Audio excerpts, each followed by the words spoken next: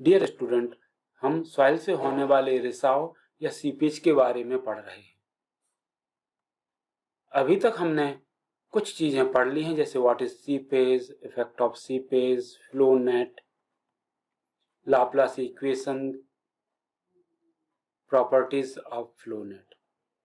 अब हमें flow net का उपयोग क्विकसैंड कंडीशन, सैचुरेशन लाइन या फेरेटिक लाइन और उसके इम्पोर्टेंस और सेफ्टी ऑफ अर्दन स्ट्रक्चर के बारे में इस लेक्चर में देखना है। प्रवाह संजाल या फ्लोनेट के जो यूजेस हैं वो है, पहला, किसी संरचना से होने वाले रिसाव की मात्रा के मापन के लिए। दूसरा, कुल शीर्ष या फिर सीपेज हेड या रिसाव शीर्ष के कैलकुलेशन के लिए, दाब शीर्ष की गणना के लिए और जल प्रवणता की गणना के लिए। ये इसके मुख्य उपयोग हैं। Determination of seepage quantity, determination of hydrostatic pressure, determination of seepage pressure और डिटर्मिनेशन ऑफ एग्जिट ग्रेडियंट। ये चार इसके मेजर उपयोग हैं। रिसाव की मात्रा ज्ञात करना, यानी किसी भी बांध या जलीय संरचना से कितना सीपेज होगा, ये कैलकुलेट करना में हमें फ्लोनेट यूज होता है। फ्लोनेट बनाने की कुछ विधियां हैं। उस विधियों से, उन मानक विधियों से हम किसी भी बांध का फ्लोनेट बना लेते हैं। ये सारी की सारी रेखाएं फ्लो लाइन्स हैं और ये इक्विपोटेंशियल लाइन्स हैं और ये मिलके हमारा फ्लोनेट बन गया। ये हेड H है, ये पारगम्यता K है। तो इसमें हमें नंबर ऑफ पोटेंशियल ड्रॉप, यहाँ पे 1, यहाँ 2, ये 3, ठीक है, ये नंबर ऑफ पोटेंशियल ड्रॉप हो जाएंगे और नंबर ऑफ फ्लो चैनल 1। तो इस तरह से हम कैलकुलेट कर लेते हैं और केवल फार्मूले में वैल्यू रखनी है, Q is equal to KH NF number of flow channels, ND number of potential drop. इससे हम किसी भी बांध में यूनिट लेंथ में होने वाले रिसाव की गणना कर सकते हैं। रिसंदाब या सीपेज प्रेशर ये बहुत ही महत्वपूर्ण क्वांटिटी है। इसे कैलकुलेट करने के लिए भी हम वही फ्लोनेट यूज कर लेते हैं। इसके लिए हम एक छोटा सा डैम बना लेते हैं, पानी का लेवल बना लेते हैं और ये हमारी फ्लो लाइन्स हैं, ये हमारी इक्विपोटेंशियल लाइन है। इसमें इस पॉइंट पे हमें सीपेज प्रेशर चाहिए, total head H minus N into delta H। N potential drop है, यहां से यहां तक 1 पोटेंशियल ड्रॉप, यहां से यहां तक 2 पोटेंशियल ड्रॉप, यानी H is equal to 2 delta H हो जाएगा और इससे हमें रिसंदाब या सीपेज प्रेशर मिल जाएगा। तीसरा यूज है हाइड्रोस्टैटिक प्रेशर की गणना करना। ये और भी सरल है। इसमें हम द्रव स्थैतिक हेड U कैलकुलेट करने के लिए हम किसी भी बिंदु पर जलीय शीर्ष यानी हेड ले लेते हैं, H कितना हेड है वहां पे, और उसमें डाटम हेड और जोड़ देते हैं या घटा देते हैं अकॉर्डिंगली, तो हमें उस बिंदु पर हाइड्रोस्टैटिक प्रेशर मिल जाता है। लास्ट है हमारा एग्जिट ग्रेडियंट। ये सबसे ज्यादा महत्वपूर्ण है। किसी भी बिंदु पे ग्रेडियंट निकाला जा सकता है, लेकिन जो सबसे महत्वपूर्ण बिंदु हमारा होता है वो लास्ट पॉइंट होता है एग्जिट ग्रेडियंट निकालने के लिए। एग्जिट ग्रेडियंट हमारे लिए महत्वपूर्ण क्यों है वो अभी हम देख लेते हैं। ये हमारी फ्लो लाइन और इक्विपोटेंशियल लाइन है, ये हमारा फील्ड कहलाएगा। यहाँ पे जो भी ग्रेडियंट होगा वो एग्जिट ग्रेडियंट कहलाएगा। एग्जिट ग्रेडियंट का मान अगर क्रिटिकल ग्रेडियंट से ज्यादा हो जाता है तो यहाँ के पार्टिकल्स बह के बाहर निकलने लगते हैं और हमारे स्ट्रक्चर की स्टेबिलिटी खतरे में पड़ जाती है, हमारा स्ट्रक्चर में पाइपिंग होने लगती है। तो उन सब से बचने के लिए हमें एग्जिट ग्रेडियंट निकालना जरूरी होता है, और जरूरी होता है कि हमेशा एग्जिट ग्रेडियंट क्रिटिकल ग्रेडियंट से कम रहे। इसके लिए यहां से यहां तक का potential drop delta H calculate कर लेते हैं। इसकी लंबाई, ये लंबाई एल ले लेते हैं और इससे हमें एग्जिट ग्रेडियंट मिल जाता है। इस तरह से बहुत ही सरल तरीके से हम ये चार क्वांटिटी कैलकुलेट कर सकते हैं। अगली जो महत्वपूर्ण चीज है वो है फेरिटिक लाइन, भूजल रेखा। कोई भी बांध होगा, उसमें यहां तक पानी भरा हुआ है, ये पानी भरा हुआ है, तो पानी के संपर्क में जितनी मिट्टी होगी वो निश्चित रूप से गीली हो जाएगी, संतृप्त हो जाएगी, तो ये मिट्टी संतृप्त है। और इस लाइन के ऊपर की मिट्टी असंतृप्त रहेगी, जबकि इसके नीचे की मिट्टी संतृप्त। तो इस असंतृप्त और संतृप्त को अलग अलग करने वाली जो ये रेखा है, ये फेरिटिक लाइन या भूजल रेखा कहलाती है। ये बहुत महत्वपूर्ण है। ये जब तक हमारे बांध के भीतर रहती है तब तक हमारा बांध सुरक्षित रहता है, और अगर ये बांध की किसी सतह को छूने लगे तो बांध असुरक्षित माना जाता है। इसके बारे में नोट लिखने एग्जाम में जरूर पूछा जाता है। तो किसी मृदा संरचना में वह रेखा जिसके ऊपर की ओर वायुमंडलीय दाब होता है और नीचे हाइड्रोस्टैटिक प्रेशर या द्रव स्थैतिक दाब हो, उसे भूजल रेखा या रिसन रेखा या फेरिटिक लाइन कहते हैं। इसके ऊपर वायुमंडलीय दाब होगा और नीचे हाइड्रोस्टैटिक प्रेशर होगा। भूजल रेखा के ऊपर असंतृप्त अवस्था में मृदा होगी और नीचे संतृप्त अवस्था में होगी। मृदा संरचना की सुरक्षा के लिए आवश्यक है कि भूजल रेखा बांध के भीतर ही रहे।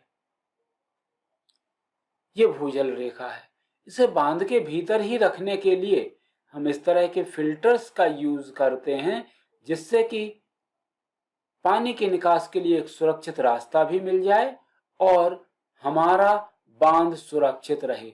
अगर ये फेरिटिक लाइन आके यहाँ टच करेगी तो ये वाला हिस्सा धीरे धीरे करके बिखरता जाएगा, टूटता जाएगा और बांध का ये हिस्सा अनस्टेबल हो जाएगा। ऐसी घटनाओं से बचने के लिए हम फिल्टर का उपयोग करते हैं या इसे इस तरह से डिजाइन करते हैं कि फेरिटिक लाइन बांध के भीतर ही बनी रहे। इसके बारे में कुछ इंपॉर्टेंट पॉइंट हैं। भूजल रेखा का आकार परवलयाकार होता है। देखिए ये पैराबोलिक है, ये जो भूजल रेखा है ये पैराबोलिक है। स्वयं भूजल रेखा पर वायुमंडलीय दाब होगा और उसके नीचे द्रव स्थैतिक प्रेशर होगा। भूजल रेखा के नीचे संतृप्त मृदा होगी। स्थूल मृदाओं के लिए भूजल रेखा का जो स्लोप होता है, ढाल होता है, वो फ्लैट होता है और सूक्ष्म मृदा के लिए ये काफी तीखा होता है। शुरू में हमने रेतीले दलदल या क्विक सैंड कंडीशन की बात की थी। जब किसी जलीय संरचना से रिसाव होता है, यहाँ पे हेड एच है, इस हेड के कारण ये रिसाव हो रहा है। यहाँ पे एक कण है, तो उस कण पे एक बल ऊपर की तरफ लगेगा जो कि सीपेज के कारण होगा, सीपेज प्रेशर, और इसका अपना भार नीचे की तरफ कार्य करेगा। यानी इस कण पे दो तरह के बल काम कर रहे हैं, एक इसका स्वयं का भार नीचे की तरफ और एक रिसन प्रेशर या सीपेज प्रेशर जो कि ऊपर की तरफ। ये दोनों एक दूसरे के ठीक विपरीत काम करते हैं और इनका जो डिफरेंस है वो इफेक्टिव प्रेशर कहलाता है। तो इफेक्टिव प्रेशर मतलब vertical pressure minus seepage pressure. एक अवस्था ऐसी आ सकती है जब ये दोनों बराबर हो जाएं तो हमारे कण पे नेट प्रेशर 0 काम करेगा और हमारा कण अपनी अवस्था में स्थिर दिखाई देगा। ये ना तो ऊपर जा सकता है ना नीचे आ सकता है, लेकिन इस कंडीशन में अगर इस पर कोई बल लगाया जाए तो ये अनस्टेबल हो जाएगा। अगर अपलिफ्ट प्रेशर बढ़ जाए, अगर रिसन प्रेशर बढ़ जाए तो ये बहता सा बह जाएगा, अपनी जगह को छोड़ के बाहर निकल जाएगा। इस कंडीशन में ये ऐसा दिखता है जैसे कि अपनी जगह पे उबल रहा। तो ऐसी अवस्था में मृदा के कणों में विरूपण सामर्थ्य समाप्त हो जाती है, वे अपने स्थानों पर नहीं रह पाते तथा रिसन जल से के साथ ऊपर की ओर गति करने लगते हैं। इस अवस्था को क्रांतिक अवस्था या क्रिटिकल कंडीशन कहते हैं। इसे देखने पर ऐसा प्रतीत होता है मानो मिट्टी उबल रही हो, इसलिए इसे बॉइलिंग सैंड कंडीशन कहते हैं, या रेतीला दलदल कहते हैं, या त्वरित रेतीली अवस्था कहते हैं। आप लोग जिसे दलदल कहते हैं वो वास्तव में यही कंडीशन है। इसमें मिट्टी के कण पानी में तैर रहे हैं। अगर इसमें कोई चीज बाहर से आएगी तो वो कण इसका विरोध नहीं करेंगे, वो धीरे धीरे करके नीचे चली जाएगी। इस अवस्था में जो हाइड्रोलिक ग्रेडियंट होता है वो क्रिटिकल हाइड्रोलिक ग्रेडियंट होता है IC, और इसका मान इस फार्मूले से निकाला जा सकता है। हमारी जलीय संरचनाओं में हाइड्रोलिक ग्रेडियंट हमेशा IC से कम होना चाहिए, तभी हमारा स्ट्रक्चर सुरक्षित रहेगा, अन्यथा हमारा स्ट्रक्चर सुरक्षित नहीं रहेगा। रिसन का जो प्रभाव और उस पर नियंत्रण बड़ा सरल तरीके से है। हम देखते हैं जैसे कि एक फील्ड ये है और एक फील्ड ये है। इस फील्ड में लंबाई L1 है, ज्यादा है, और इस फील्ड की लंबाई L2 है, काफी कम है। यहां से यहां तक का जो हेड होगा वो डेल्टा H होगा, यहां भी उतना ही होगा। तो अगर हम पहले बिंदु की बात करें तो पहले बिंदु पर I is equal to delta H upon L होगा, L1 होगा, और दूसरे बिंदु पर डेल्टा H अपॉन L2। तो इसका मान बहुत ज्यादा होगा, इसका मान कम होगा, यानी इस जगह एग्जिट ग्रेडियंट ज्यादा होगा। अगर ये ग्रेडियंट IC से भी ज्यादा हो जाए, अगर I2 का मान IC से ज्यादा हो जाए तो यहां पे क्विक सैंड कंडीशन बन जाएगी, मिट्टी बाहर की ओर बह जाएगी। तो हमें ऐसी कंडीशंस पे कंट्रोल करना होगा। हम कैसे कंट्रोल करेंगे? हमें ग्रेडियंट को कम करना है। ग्रेडियंट को कम करने के लिए हमें फ्लो लाइन की लंबाई को बढ़ाना होगा। फ्लो लाइन की लंबाई बढ़ाने के लिए हम बहुत सारे उपाय करते हैं छोटे छोटे, जैसे फ्लो लाइन की लंबाई बढ़ाने के लिए ये हमारा एक छोटा सा बांध है, ये पानी का लेवल है। अब अगर हम यहाँ पे सीट पाइल से किसी तरीके से कट ऑफ बना देते हैं तो जो पानी का ये वाला रास्ता था अब ये वाला काम नहीं करेगा, अब पानी का रास्ता ये वाला काम करेगा। पहले की अपेक्षा ये दूसरा रास्ता बड़ा हो गया और इस तरह से एग्जिट ग्रेडियंट बहुत कम हो जाएगा।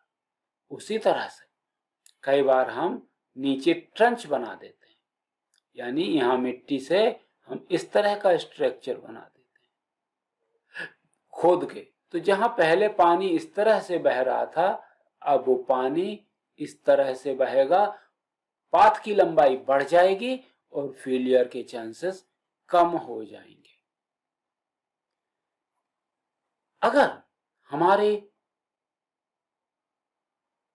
सीपेज की कंडीशन में यहां पे ग्रेडियंट जो एग्जिट ग्रेडियंट है वो क्रिटिकल ग्रेडियंट के बराबर है या उससे थोड़ा सा ज्यादा है, तो क्या होगा? यहाँ पे जो पानी मिट्टी के कण हैं वो धीरे धीरे बास आउट हो जाएंगे, बाहर निकल जाएंगे। जैसे ही ये बाहर निकलते हैं तो हमारे इस रास्ते की लंबाई अब पहले इतनी थी, अब इतनी कम हो जाएगी, तो ग्रेडियंट बढ़ जाएगा। ग्रेडियंट बढ़ जाएगा तो इसमें से कुछ कण और बाहर निकल जाएंगे। अब हमारे रास्ते की लंबाई इतनी बची, हाइड्रोलिक ग्रेडियंट और बढ़ जाएगा और भी ज्यादा तेजी से ये पार्टिकल्स यहाँ की मिट्टी बह के बाहर निकल जाएगी। अब रास्ता और छोटा हो गया, हाइड्रोलिक ग्रेडियंट और बढ़ गया, तो ये मिट्टी और भी तेजी से बाहर निकल जाएगी। इस तरह से जमीन के नीचे एक पाइप बन जाएगा, खोखला स्ट्रक्चर बन जाएगा, जिस कारण से लगातार पानी का बहाव होता रहेगा और बांध में पानी खत्म हो जाएगा, यानी बांध का उद्देश्य खत्म हो जाएगा, हमारा बांध फेल हो जाएगा। और नीचे खाली जगह बनने से हमारा स्ट्रक्चर टूट भी सकता है, क्षतिग्रस्त भी हो सकता है। इस तरह से पाइपिंग द्वारा हमारा पूरा स्ट्रक्चर बर्बाद हो जाएगा। इस तरह से जमीन के नीचे पाइप बनने की क्रिया को हम पाइपिंग कहते हैं। तो पाइपिंग रोकने के लिए क्या करना होगा, हमें यहाँ पे कट ऑफ बनाना होगा, हमें यहाँ पे ट्रंच बनानी होगी, या सुरक्षित रूप से बाहर पानी निकल जाए इसके लिए यहाँ पे फिल्टर बनाना होगा। फिल्टर में नीचे रेत, फिर बजरी और फिर बोल्डर डाल देते हैं, तो बोल्डरों का वजन ज्यादा होने से पानी तो सुरक्षित रूप से निकल जाएगा, लेकिन मिट्टी नहीं बहेगी और पाइपिंग की प्रक्रिया रुकी रहेगी। इस तरह से हम अपने हाइड्रोलिक स्ट्रक्चर की बचाव कर सकते हैं।